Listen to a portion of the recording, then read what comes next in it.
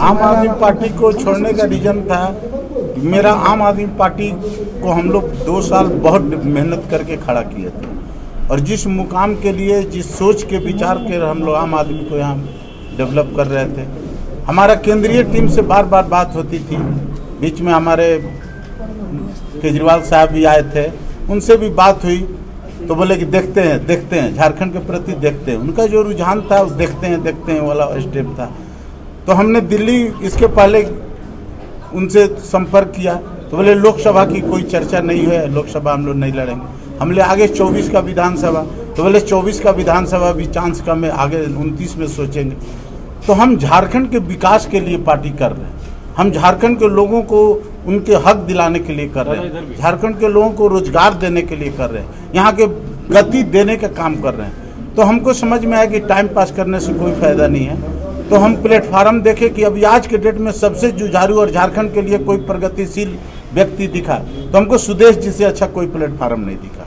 और सुदेश जी के नेतृत्व में काम करने का जो हमको अनुभव पहले भी थे, इनके कामों का हमको अनुभव था, और इनका जो जोश है, जो जज्बा है, जो झारखंड को जिस मुकाम पर ले जाने का जो सोच है, उस सोच के चलते मैं इनके साथ जुड़ने का संकल्प लिया और बोला हम लोग फिर मिलकर, हम लोग यंग हैं, फिर मिलकर झारखंड को एक नई ऊंचाई पर पहुंचाने का अगर क्षमता है तो सुदेश जी के नेतृत्व में, इसलिए हमने सुदेश जी का पार्टी का चयन किया और आज से ज्वाइन का आज मन बनाकर आज परिवार में शामिल।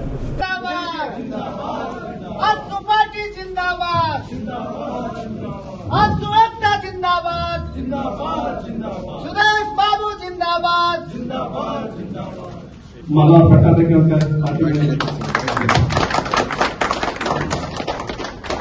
उम्मीद करता हूं कि इनके आने से पार्टी के में ताकत और पार्टी में इजाफा होगा।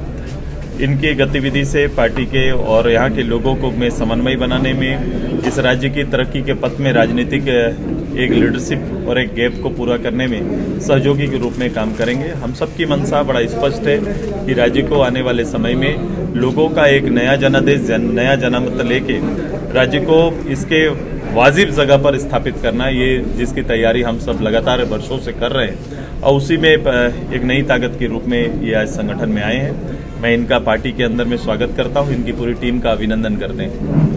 एक सवाल है कि भारतीय जनता पार्टी ने 14 में से 11 सीटों पर उम्मीदवारों का ऐलान कर चुका है, आप भी एनडीए खेमे के हैं, तो गिरिडीह सीट पर लगातार आजसू का सीट रहेगा ये रहा है, तो आप कब तक बड़ा निश्चित रहिए। मैंने पहले भी बोला कि 14 के 14 लोकसभा ये एनडीए का टारगेट है। कैंडिडेट 11 आ चुके हैं, 3 कैंडिडेट भी शेष हैं, वो भी आ जाएंगे।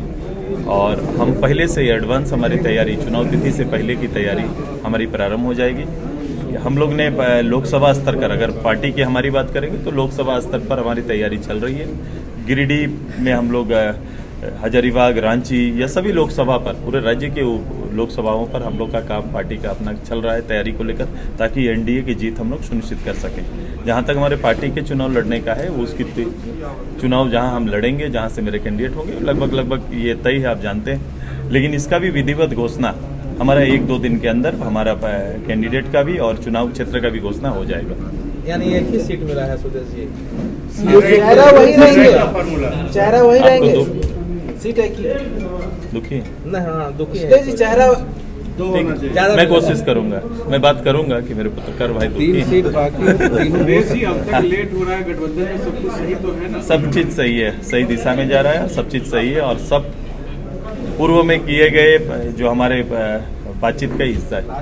जैसे ये एंटी इनकम्बेंसी जो है, कई चेहरों को रिपीट किया गया है, यहाँ एंटी इनकम्बेंसी नहीं दिखाई। उसके लिए अलग से चैम्बर में आएंगे हम लोग, जब अब इसका चर्चा शुरू होगा। अभी तो दूल्हा कौन होगा इसकी तैयारी चल रही है, पहले ये हो जाए, उसके बाद दूल्हा सज रहा है कि नहीं, दूल्हा सूटेबल है कि नहीं, ये चर्चाएं होंगी, बाद में करेंगे। ठीक है, क्योंकि उसके बारे में अभी बहुत समय है। एक एडवांस जीत यही है कि पार्टी ने तय कर लिया 100 करीब 250 कैंडिडेट की, 200 आसपास के कैंडिडेट की घोषणा हो चुकी है। सब चीज तैयारी पूर्व तैयारी है लेकिन जो 200 है उसमें भी तो ओबीसी को उतनी जगह नहीं मिली जितनी ये करेंगे। अभी आ जाने तो पूरी लिस्ट आ जाएगी, जब सभी क्षेत्रों में खड़े हो जाएंगे फिर आप उसमें ST ओबीसी सबको देखेंगे हम लोग। 49% का तो सवर्णों को अभी मिला है। देखेंगे उन चीजों को। अभी पूरा देश भर में इन चीजों का आकलन करने वाले आप भी हैं, आप करेंगे आकलन कि प्रतिनिधित्व कैसे आता है। जो मुखिया है वो बैकवर्ड है।